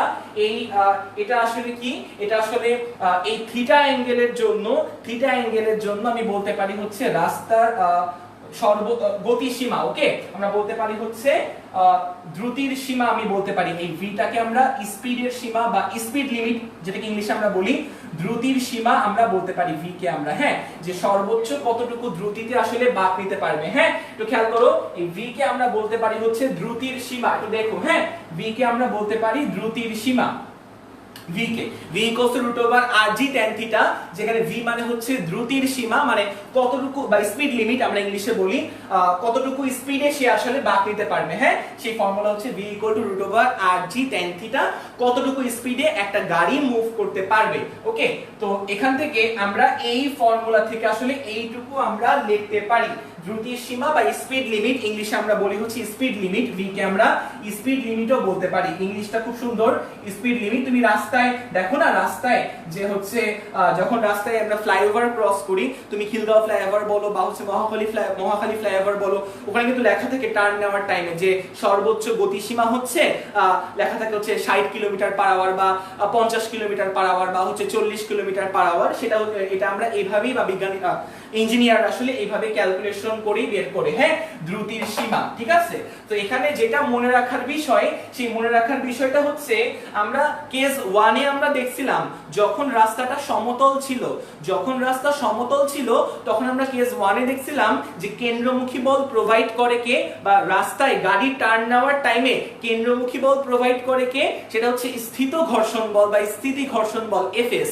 R case 2 তে আমরা দেখছিলাম যে সমতল রাস্তায় যখন বাঁক নিব, ওই সমতল সমতল রাস্তায় বাঁক নেওয়ার টাইমে আসলে ওই উলম্ব প্রতিক্রিয়ার কোনো উপাংশ আসলে কেন্দ্রের দিকে পাওয়া তো যায়ই না, আবার ওই বাঁক সমতল মসৃণ রাস্তা ছিল, তো মসৃণ রাস্তায় সেখানে কি হয় না, কোনো প্রকার ঘর্ষণ বল থাকে না। সেই কারণে ওই সমতল মসৃণ রাস্তায় টার্ন নেওয়ার জন্য আমরা আসলে কেন্দ্রমুখী বল প্রোভাইড করার জন্য কোনো বল আমরা পাচ্ছিলাম না। বাট কেস 3 তে আমরা দেখলাম মসৃণ রাস্তা হলেও আমরা একটা মেকানিজম ফলো করতে পারি, সেই মেকানিজমটার নাম হচ্ছে আমাদের রাস্তার ব্যাংকিং। আর সেই মেকানিজমটা ফলো করলে আমরা কি করতে পারবো বলতো, সেই মেকানিজমটা আমরা ফলো করলে ইজিলি আমরা গাড়ি রাস্তায় বাঁক নিতে পারবো। কেন রাস্তায় বাঁক নেওয়ার জন্য যে প্রয়োজনীয় কেন্দ্রমুখী বল বা প্রয়োজনীয় হচ্ছে সেন্টিপিটাল ফোর্স দরকার হবে, সেই প্রয়োজনীয় কেন্দ্রমুখী বলটা দেয় কে, আমাদের এই rg sin থিটা প্রয়োজনীয় কেন্দ্রমুখী বলের যোগান দিবে rg sin থিটা। তো এখান থেকে আমরা ইজিলি বের করতে পারবো কেস 3 এর ক্ষেত্রে। ওকে, আচ্ছা, তো কেস 4 এ আমরা কি দেখব, কেস 3 এ আমাদের দেখা শেষ। কেস 4 এ আমরা দেখব যে অমসৃণ রাস্তায় ব্যাংকিং। হ্যাঁ, অমসৃণ রাস্তায় ব্যাংকিং। কেস 3 তে আমরা লাস্টে আবার সামারি করব, টেনশন নিও না। হ্যাঁ, লাস্টে আবার সুন্দর করে সামারি করে বলবো যে আসলে আমরা কি কি পড়লাম বা কি কি করতেছি আর কেন করতেছি, কেন আমাদের দরকার হচ্ছে এগুলো করা। ওকে, আচ্ছা, অমসৃণ রাস্তায় ব্যাংকিং সেটা আমরা দেখব। তো আমি একটু বলে রাখি যে এখানে থিটার উপরে আসলে ভি স্পিড লিমিটটা নির্ভর করে।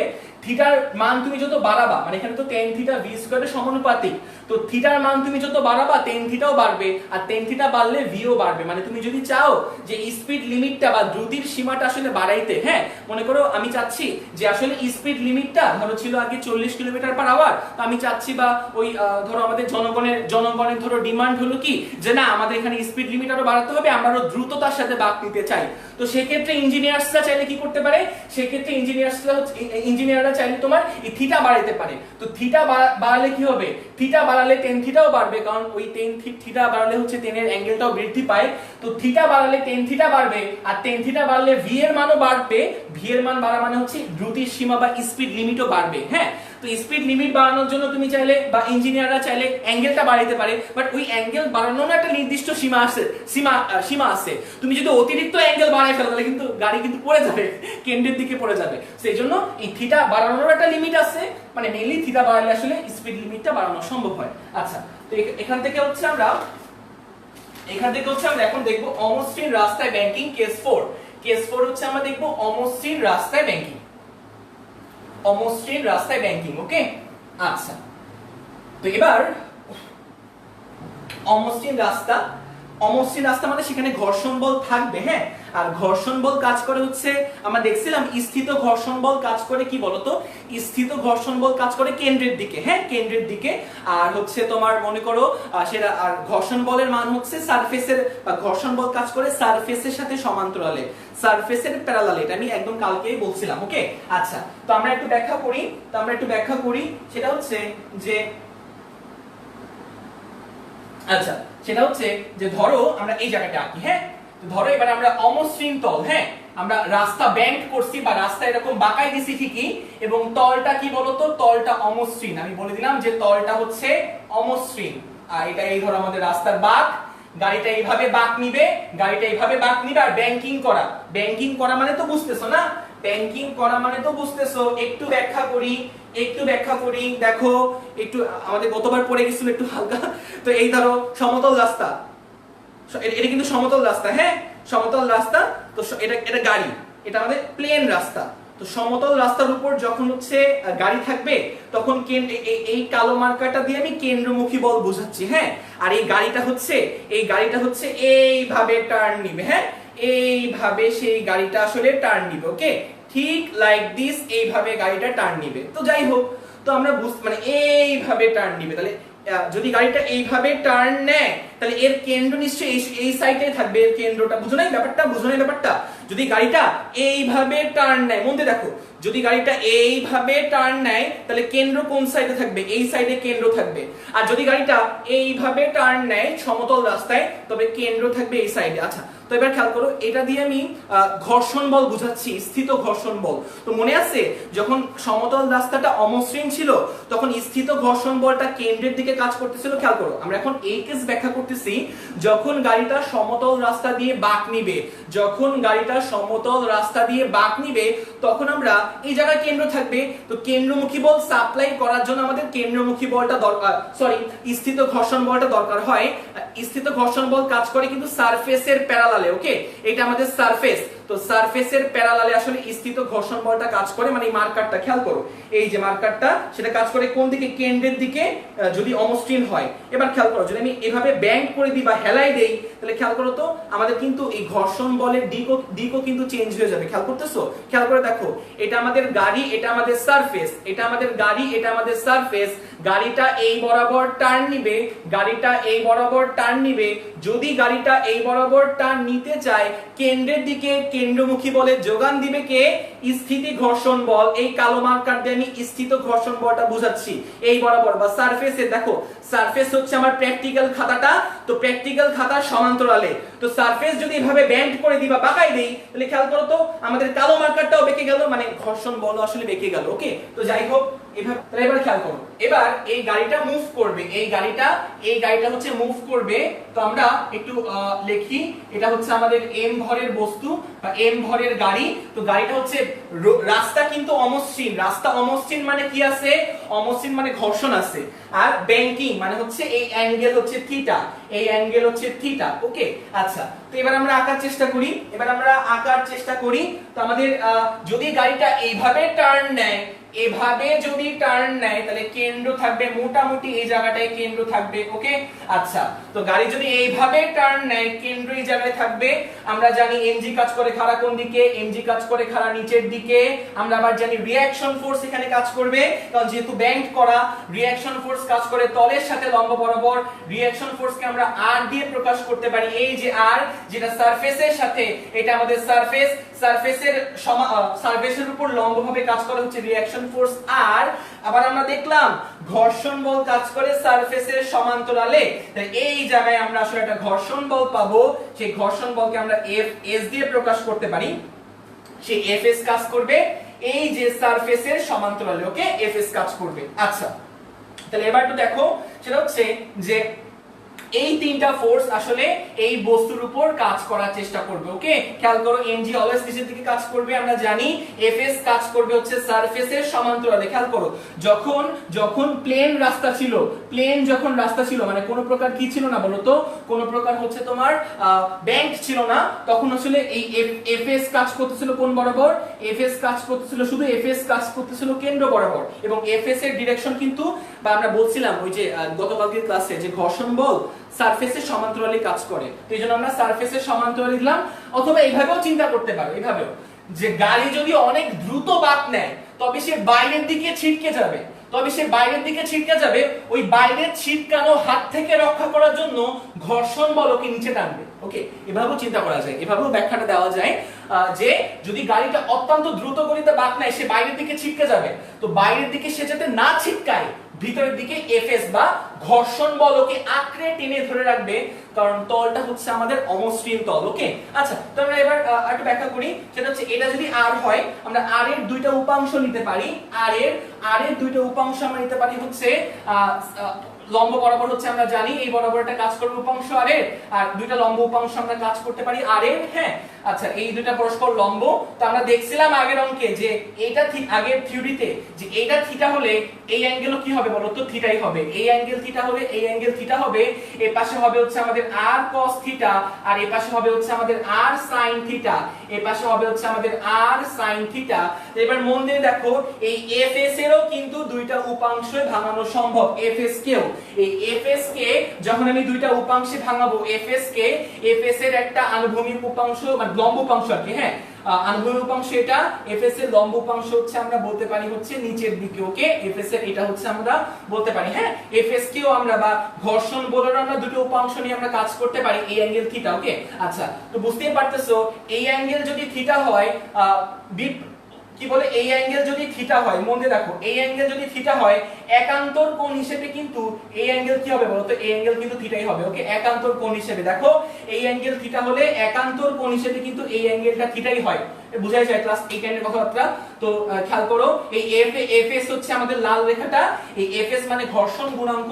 তো এই সরি গতীয় স্থিতি ঘর্ষণ বল, তো এই স্থিতি ঘর্ষণ বলের আমরা দুটো উপাংশ নিলাম।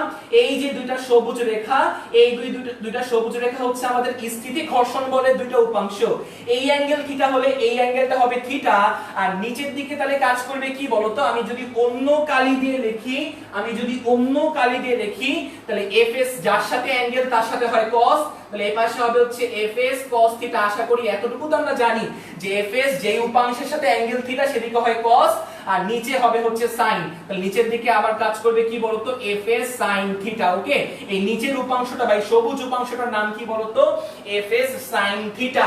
তাহলে এবার একটু মন দিয়ে খেয়াল করো, r এর আমরা দুটো উপাংশ নিলাম, r এর আমাদের দুটো উপাংশ নেওয়া শেষ। আবার fs এরও দুটো উপাংশ নিলাম আমরা, fs এর দুটো উপাংশ নেওয়া শেষ। r এর দুটো উপাংশের নাম কি, একটা হচ্ছে r cos থিটা আর একটা r sin থিটা, যারা কিনা লম্ব উপাংশ আর কি। আর fs এর দুটো লম্ব উপাংশের নাম কি, একটা f cos থিটা আর একটা f sin থিটা। এই অ্যাঙ্গেল থিটা হলে এই অ্যাঙ্গেল হবে থিটা, কারণ অনুরূপ কোণ। আর এই অ্যাঙ্গেল থিটা হলে জ্যামিতিক প্রক্রিয়ায় এই অ্যাঙ্গেল হবে থিটা, যার কারণে যার সাথে অ্যাঙ্গেল সেদিকে cos, যার সাথে অ্যাঙ্গেল নাই সেদিকে হবে sin। তাহলে এবার খেয়াল করো, সেটা হচ্ছে এই গাড়ি যদি টার্ন নেয়, এই গাড়িটা যদি টার্ন নেয়, কেন্দ্র কোনটা, কেন্দ্র হচ্ছে বা সেন্টার হচ্ছে আমাদের এটা।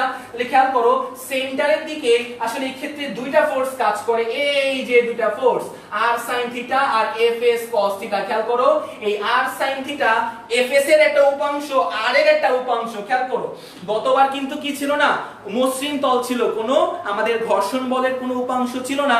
এক্ষেত্রে গত কেসে শুধুমাত্র r এর একটা উপাংশ কেন্দ্রমুখী বল সাপ্লাই দিচ্ছিল, আর এখন fs এরও একটা উপাংশ কেন্দ্রমুখী বলের কি দেয় বলতো, সাপ্লাই দেয়। fs এরও একটা উপাংশ কেন্দ্রমুখী বলের সাপ্লাই দেয়। কেননা এই দুই ভেক্টর, এই নীল ভেক্টর আর এই তোমার সবুজ ভেক্টর, এই দুই ভেক্টর কাজ করে সেন্টারের দিকে, আর সেন্টারের দিকে যারা কাজ করে তারাই কেন্দ্রমুখী বলের যোগান দেয়। কেন্দ্রমুখী বলের সাপ্লাই দিবে হচ্ছে আমাদের আসলে এক্ষেত্রে r sin থিটা আর fs cos থিটা। এই ক্ষেত্রে আমরা বলতে পারি যে r sin থিটা আর fs cos থিটা আসলে কেন্দ্রমুখী বলের সাপ্লাই দেয়, কেন্দ্রমুখী বলের যোগান দেয়। এই লাইনটা খুব ইম্পর্টেন্ট, কেন্দ্রমুখী বলের যোগান আসলে এক্ষেত্রে কারা দেয়, কেস 4 এ r sin থিটা আর fs cos থিটা এই দুইটা ভেক্টর সেন্টারের দিকে কাজ করে বলে সেন্টারের দিকে যারা কাজ করে তারাই কেন্দ্রমুখী বলের যোগান দেয়। আর যেহেতু তারা কেন্দ্রের দিকে কাজ করে, যেহেতু তারা সেন্টারের দিকে কাজ করে, আর সেন্টারের দিকে কাজ করা মানেই কেন্দ্রমুখী বলের সাপ্লাই দেওয়া, সেই বলগুলো সাপ্লাই দিবে, তাই আমরা বলতে পারি কেন্দ্রমুখী বলের যোগান দেয় হচ্ছে r sin থিটা আর fs cos থিটা। তো এখান থেকে আমরা যদি এটা ইকুয়েশন আকারে লিখতে চাই, তাহলে এক্ষেত্রে আমরা বলতে পারবো যে r sin থিটা, ফার্স্ট যে আমরা অ্যানালাইসিস থেকে আমরা বলতে পারি যে r sin থিটা আর fs cos থিটা দুইজনে মিলে কেন্দ্রমুখী বল দেয়। তাহলে r sin থিটা আর fs cos থিটা এই দুইজনে মিলে কি দেয় বলতো, কেন্দ্রমুখী বল দেয়, কেন্দ্রমুখী বল দেয়, বা এই দুইজনে মিলে আমরা আসলে কেন্দ্রমুখী বলের সাপ্লাইটা পাই। তো fcp টা আমরা আসলে পাই, কেননা দুইজনে আসলে কেন্দ্রের দিকে কাজ করে। তো এখান থেকে আমরা ক্যালকুলেশন করলে লিখতে পারবো হচ্ছে r sin থিটা প্লাস fs এর ফর্মুলা আমরা জানি, fs μs r। ফর্মুলা না জানলে অবশ্যই আমি ক্লাসের নিচে লিংক দিয়ে দিব, ওই লিংকে তোমরা গতকালকের ক্লাসটা দেখে নিবা যে আমরা এখানে fs এর জায়গায় কিভাবে μs r লিখলাম। লাস্ট ক্লাসে ফর্মুলা দেখিয়েছিলাম গত ক্লাসে, mv²/r, যেখানে r মানে হচ্ছে এই যে বাঁকটা, এই বাঁকের ব্যাসার্ধ সেন্টার থেকে এই রোডের যে দূরত্ব, এই যে রোড আমাদের রাস্তা, এই সেন্টার থেকে রাস্তার যে দূরত্ব সেটা হচ্ছে আমাদের ব্যাসার্ধ r। তো এখান থেকে আমরা দুই পাশ থেকে বা দুই সাইড থেকে যদি আমরা r কমন নিই, r কমন নিলে আমরা লিখতে পারবো sin থিটা প্লাস μs cos থিটা, আর এখান থেকে হচ্ছে আমরা লিখতে পারবো হচ্ছে mv²/r।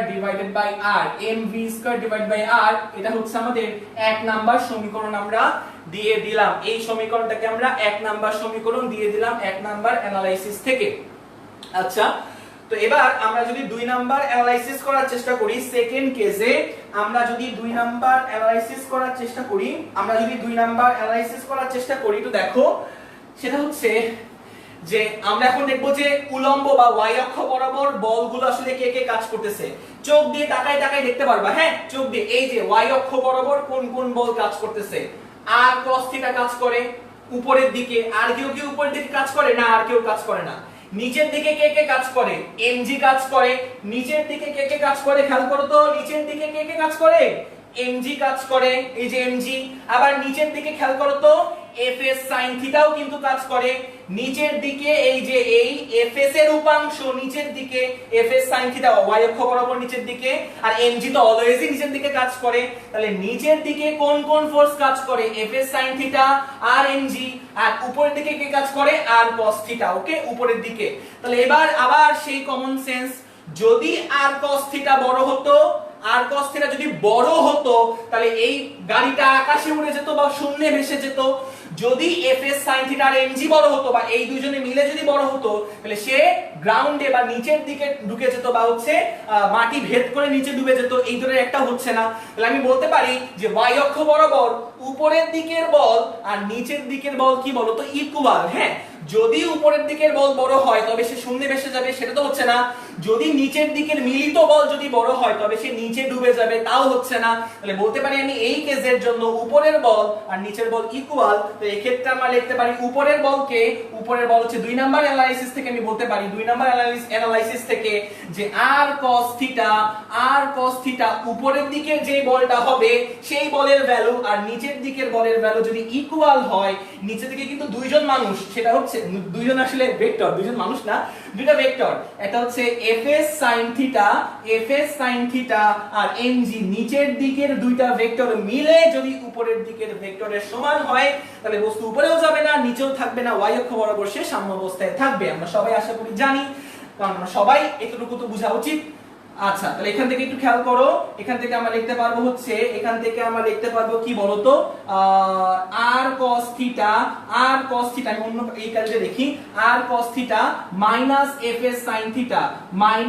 fs sin theta equals to আমরা mg লিখতে পারি। তো এখান থেকে আমরা কি পাবো, এখান থেকে আমরা হচ্ছে কি বলতো, এখান থেকে যদি আমরা fs টাকে যদি ভাঙাই লিখি μs r লিখতে পারবো, fs এর পরিবর্তে μs r sin theta equals to আমরা mg লিখতে পারবো।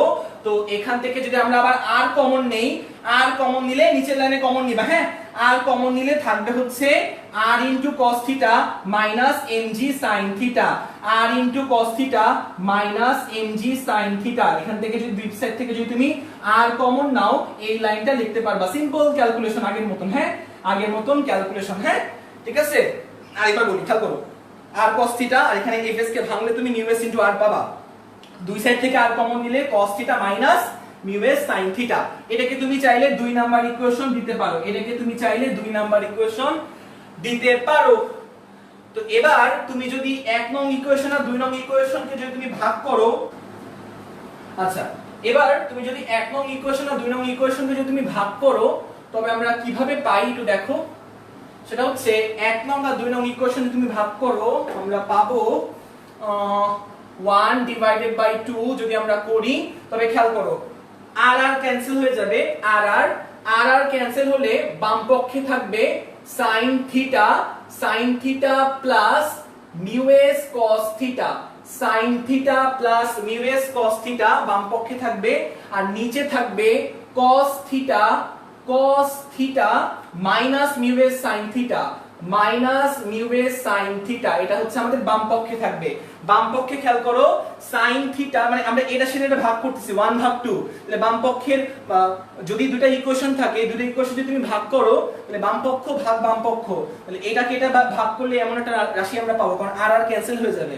আর ডান পক্ষে যদি আমরা ভাগ করি, ডান পক্ষে যদি আমরা 1/2 করি, কিন্তু ক্যান্সেল হয়ে যাবে, এই পাশে থাকবে হচ্ছে v² / rg, ভাগ করলেই তোমরা বুঝবা, হ্যাঁ দুইটা ইকুয়েশন ভাগ করলেই তোমরা বুঝতে পারবা দুইটা equation v square divide by rg okay আচ্ছা তো এবার একটু খেয়াল করো এবার সেটা হচ্ছে আমরা কি করলাম 1 ভাগ 2 করলে তুমি এরকম কিছু একটা পাবা মাস্ট এটা তুমি ক্যালকুলেশন করলে তুমি বুঝবা সেটা হচ্ছে এখান থেকে আমরা একটু আগাই ইকুয়েশনটাকে সুন্দর করার জন্য আমরা cos থিটা দিয়ে ভাগ করতে পারি লবে আর হরে ইকুয়েশনকে আমরা সুন্দর করতে চাই সুন্দর তাহলে sin থিটা plus mu s cos theta sin theta plus mu s cos theta divided by cos theta আর হচ্ছে divided by whole divided by cos theta minus mu s sin theta divided by the whole divided by আবার cos theta করলাম ইকুয়েশনকে সুন্দর করার জন্য আমরা বা বইয়ের সাথে মিলানোর জন্য আমরা কি করলাম বলো তো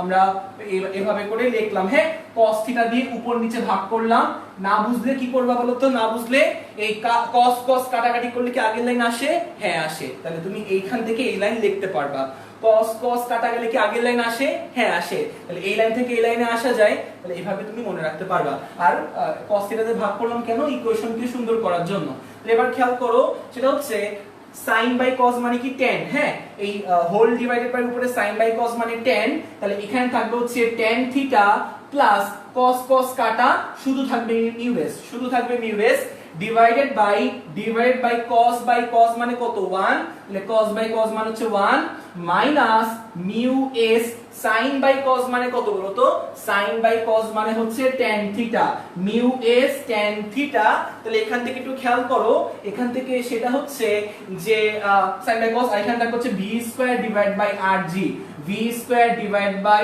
r into g ওকে v square তাহলে এখান থেকে একটু দেখো সেখান থেকে আমরা কি করতে পারবো v square wait v square সমান আমরা লিখতে পারবো হচ্ছে rg into tan theta আমরা উপর থেকে লিখি হ্যাঁ আমরা উপর থেকে তোমরা নিচে নিচে লিখবা হ্যাঁ আমরা উপর থেকে লিখি উপর থেকে আমরা এগুলো সব মুছে ফেলি আশা করি তুলছো হ্যাঁ আশা করি তুলছো সিম্পল ক্যালকুলেশন হ্যাঁ আচ্ছা তাহলে একটু দেখো সেটা হচ্ছে যদি না তুলে থাকো ভিডিওটা পরে দেখে নিও পজ করে সমস্যা নেই আচ্ছা তাহলে এবার দেখো এখান থেকে আমরা কি করতে পারবো এখান থেকে আমরা v স্কয়ার এর ভ্যালু বের করতে চাই তাহলে v square equal to rg tan theta plus mu of s divided by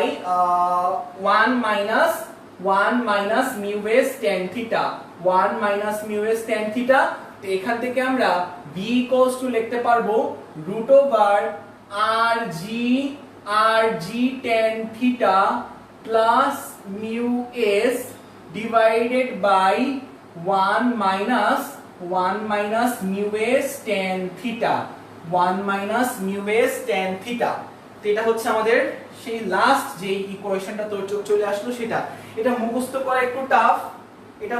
করা একটু টাফ কারণ হচ্ছে এটা এইভাবেই আনতে হবে আসলে হ্যাঁ তো তুমি এই ফর্মুলাটা কখন ইউজ করবা এই ফর্মুলাটা মুখস্থ করবা না হ্যাঁ আমি যেভাবে আনলাম ফর্মুলাটা হ্যাঁ যেই প্রসেস ফলো করে আমরা এই লাইন পর্যন্ত আনলাম ওই প্রসেসে তোমরা আনবা হ্যাঁ কারণ এটা মনে থাকবে না পরীক্ষা হল পর্যন্ত আর g tan theta plus mu S ওকে এটা পরীক্ষা হল পর্যন্ত মনে থাকবে না এটা আমি শিওর আমারই মনে নেই তো এখানে r g tan theta plus mu s divide by 1 minus mu s tan theta হ্যাঁ দেখছো তো এগুলো হচ্ছে এই ফর্মুলাটা এইভাবে মনে থাকবে না এত ফর্মুলার ভিড়ে এই ফর্মুলা মনে থাকবে না এজন্য এইভাবে করে তোমাকে আগায় তুমি যদি পরীক্ষার হলে আনো বা সৃজনশীলে তুমি যদি এইভাবে অ্যাপ্লাই করে যদি এই পর্যন্ত আনো ইনশাআল্লাহ তোমরা পারবা ওকে এবং এখান থেকে একটু খেয়াল করো এখানে আমাদের এটাকে আমরা Vmax বলতে পারি বা সর্বোচ্চ বেগ আমরা বলতে পারি সর্বোচ্চ গতিসীমা ওকে সর্বোচ্চ গতিসীমা আমরা বলতে পারি সর্বোচ্চ গতিসীমা হ্যাঁ মানে হচ্ছে এই রাস্তায় সর্বোচ্চ কত বেগে গাড়ি চলতে পারবে সেটা হচ্ছে আমাদের Vmax ওকে সর্বোচ্চ গতিসীমা তো একটা কথা বলে রাখি সেটা হচ্ছে এখানেও আমরা একটা সর্বোচ্চ গতিসীমা পাইছিলাম তারপরে আরেকটা ফর্মুলা আমরা দেখছিলাম একটু আগে হ্যাঁ, যে সেটা হচ্ছে এরকম ছিল যে v √rg tan θ, ওটাকে আমরা সর্বোচ্চ গতিসীমা বলতে পারি √rg tan θ।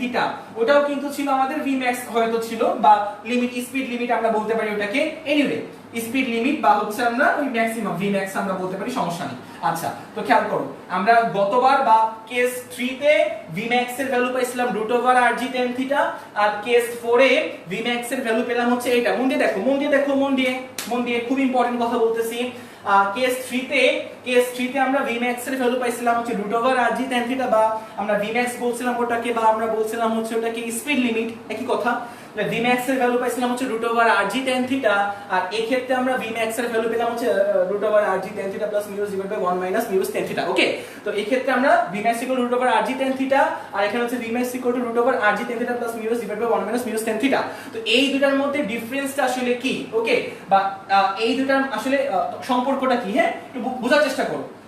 এটা ইউজ করছিলাম হচ্ছে যখন রাস্তা ছিল মসৃণ হেলানো, মসৃণ বাট হেলানো, আর এটা হচ্ছে অমসৃণ প্লাস হেলানো। লিখে নাও। এটা কার জন্য? রাস্তা অমসৃণ প্লাস হেলানো। বারে বারে যত লিখবা তত মনে থাকবে।